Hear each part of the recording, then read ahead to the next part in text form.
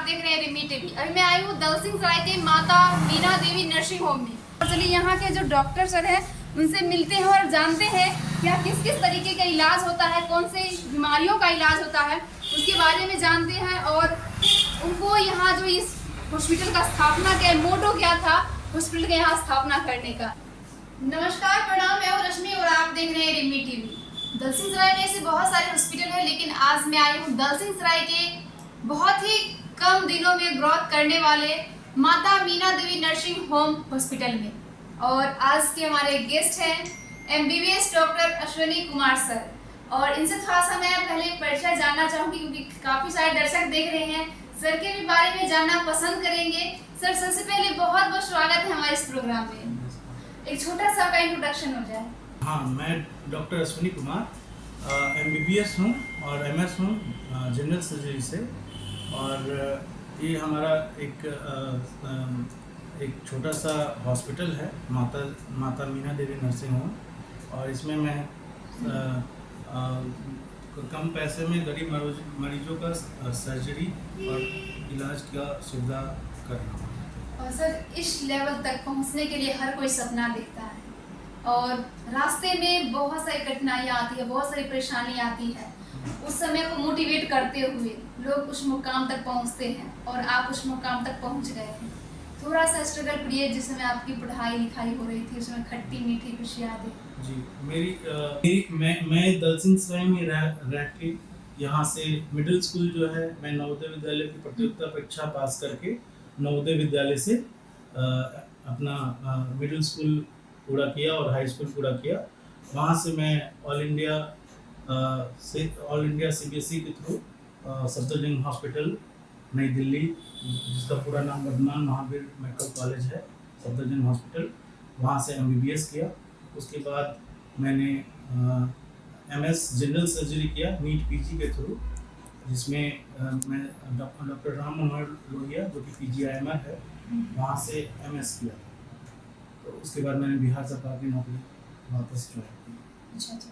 और सर, जिस समय आप स्ट्रगल कर रहे थे, अकेले हर चीज़ को हैंडल करना, उस समय बहुत सारी परेशानी आई होगी। थोड़ा सा आप लोग उनको भी बताएं जो इस क्षेत्र की तैयारी कर रहे, कहीं ना कहीं डिमोटिवेट हो जाते हैं। जी। तो उनके लिए आपका क्या कहना रहेगा, थोड़ा सा बताएं उस समय का स्ट्रगल पीरियड। उस समय और अब के समय में काफ़ी शार्प माइंड से पढ़ना होगा और बहुत फोकस रहना पड़ेगा।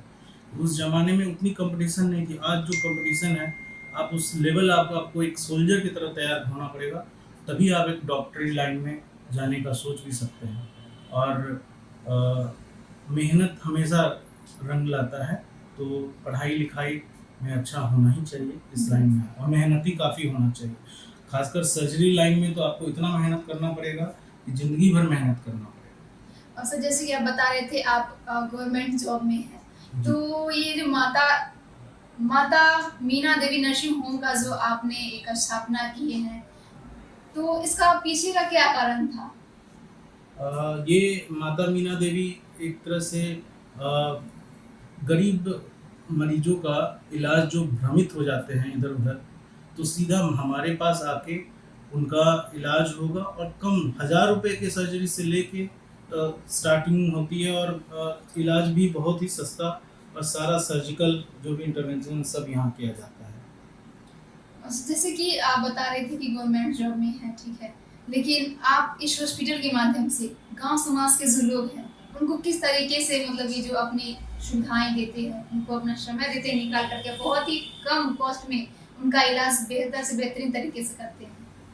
जी, यही है कि वो पहले तो काफ़ी भ्रमित हो जाते हैं, इधर उधर इलाज करा लेते हैं, उनका काफ़ी पैसा खर्च हो जाता है। और उनको ये डर रहता है कि कहीं भी अगर हॉस्पिटल में हम जाएंगे तो बहुत ही ज़्यादा, और ये डर काफ़ी रहता है कि मेरा इतना खर्च हो जाएगा। और इलाज से पहले तो डर का है। तो मैं एक सरकारी इंस्टीट्यूट से हमेशा जुड़ा रहा हूँ, चाहे सफदरजंग हो, चाहे RML हो, या भी मैं गवर्नमेंट जॉब में हूँ। तो ये मेरी कोशिश होगी कि प्राइवेट के थ्रू भी इतना सस्ता कर दिया जाए, इतना कम फीस लिया जाए, जिससे कि मरीज के दिमाग से ये हट जाए कि हाँ, बीमार पड़ गए हैं तो कोई गुनाह नहीं है। बहुत सारे ऐसे लोग होते हैं, भगवान ना करे कि कोई वैसा परिस्थिति आए जो हॉस्पिटल उनको आना पड़े, लेकिन अगर वो ऐसी स्थिति आती है तो बहुत सारा ऐसा केस आता होगा जो बहुत ही क्रिटिकल रहता होगा, जी। तो उनको उस समय क्या एडवाइस करते हैं कि उस समय कैसे करना चाहिए, और पैसे के लिए पहले मतलब बहुत सारा ऐसी स्थिति आती है, लेकिन उनको किस तरीके से अगर यहाँ आते हैं तो उन्हें एक आप सहायता करते हैं? तो हमारे यहाँ पहले तो इलाज होता है, पैसे वैसे का तो कोई बात ही नहीं है, पहले इलाज, पहले मरीज का इलाज। और अगर कुछ क्रिटिकल है तो जितना उसको एम्बुलेटरी केयर चाहिए, प्राइमरी ट्रीटमेंट करके हम लोग सब करके उसको फर्दर रेफर कर सकते हैं। अच्छा, मतलब और जस्ट इलाज, हाँ, इलाज अगर बहुत क्रिटिकल है जो संभव नहीं है इस जगह पे, तो उसको फिर आगे रेफर किया जाता है। ऐसा केस आता हुआ जो गंभीर हो जाते होंगे तो? जी, गंभीर हो जाते हैं और उनका इलाज यहाँ पे हम लोग करते हैं। लोग सोच भी नहीं सकते कि मतलब जैसे कि दलसिंहसराय के लेवल पे इस तरह का चेस्ट ट्यूब डाल देना, न्यूमोथोरैक्स था, पायोथोरैक्स था, वो सब ट्रीटमेंट हम लोग किया और मरीज की जान भी बचाई है। और हर संभव तरह से हम लोग कोशिश करते हैं इस लेवल पे हो जाए सारा काम। और बहुत सारे केसेस हम लोग किए हैं हैंडल बहुत अच्छी तरह से।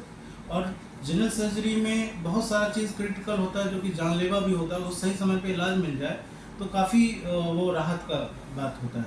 और सही सजेशन सही टाइम पे मिल जाए ना, पेशेंट का इलाज मिलना सही टाइम पे, वो बहुत मायने रखता है अपने। सर, आने वाले समय में क्या क्या और भी यहाँ पे चेंजेस आएंगे? अभी आने वाले समय में हम लोग आयुष्मान भारत लेने वाले हैं ताकि गरीब मरीजों को सर्जरी जो भारत सरकार के थ्रू है कि उनका सारा इलाज फ्री में होगा हॉस्पिटल के थ्रू, उसको लेना है। और वैसे भी बहुत सारी कॉस्ट कटिंग करके हम लोग और भी अफोर्डेबल्स बनाने का कोशिश करेंगे ताकि लोग अपना सर्जरी कराएं और आराम से दूर दूर जाना ना पड़े, घर के पास में रह के सर्जरी कराएं। किस किस तरीके के रोगों का इलाज होता है मुख्यतः?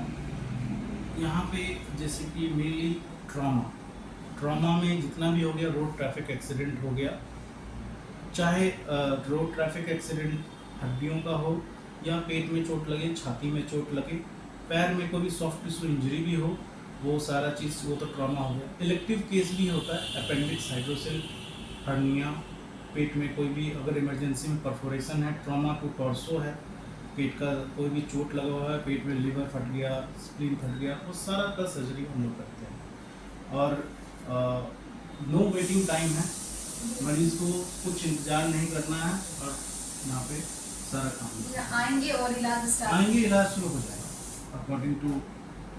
अच्छा, जैसे कि यहाँ का एड्रेस क्या हो जाएगा? सर, अभी कुछ लोग ऐसे भी हैं जो मानते हैं, जो अगर सांप काट लिया हो या फिर कुछ भी इस तरीके का बीमारी होता है तो ओझा वैद्य के यहाँ जाते हैं और कहीं ना कहीं उसमें उनका बहुत ही बड़ा घाटा होता है, लोगों की जान चली जाती है, तो उनके लिए क्या कहना रहेगा आपका?